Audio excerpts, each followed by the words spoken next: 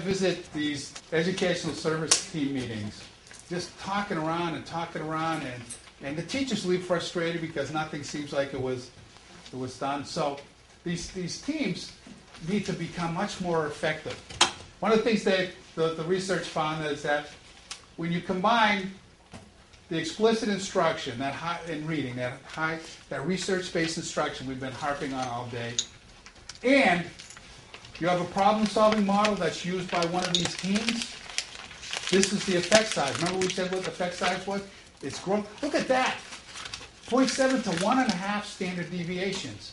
That's 22 points growth. Suppose you administered a test, and the kid had reading problems, and it was a test of basic reading skills, and the kid got an 80. Using this model at the end of the year, the kid has 102. He's in the average range. This is powerful stuff, but it all has to be humming along smoothly. There are two ways that these teams operate. And the first and the most efficient one is what's known as the standard protocol model, and that's what I was laying the foundation for our it's right over here. See the shelf? Everyone's looking at what it's the hula dance method.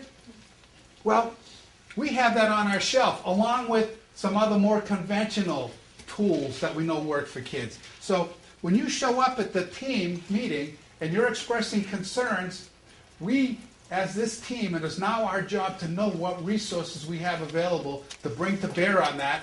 And because you've got your data to show this is the problem, we immediately go to those proven resources. We don't have to talk around circles. And in doing this, you can deal with one kid after another kid after another kid. And the reason we can do this is because we're going to do progress monitoring. So after we pulled our protocol from the shelf, or our intervention, whatever it is, we say, come back in 3 weeks with the data, and the youngster starts to get that. When the person comes back, if things are looking good, and the data is heading in the direction, okay, let's keep on going with it. And it all happens in an efficient fashion.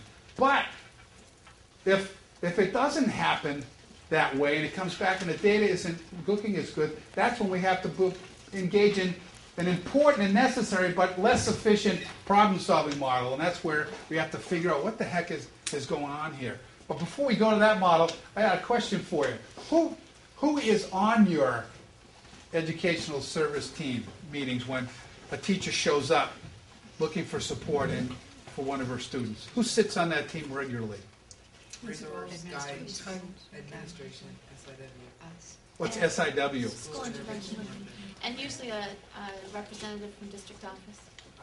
A literacy person. On ours. So you're very well represented.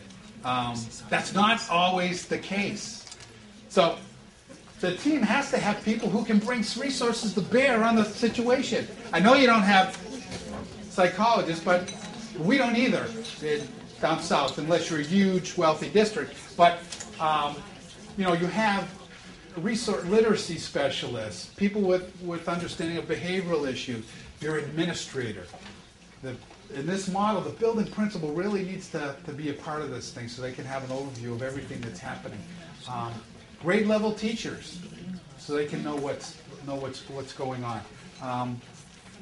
Anyone who can bring thoughts, resources to bear on what the situation is. Sounds like that's one of the things you folks have beat.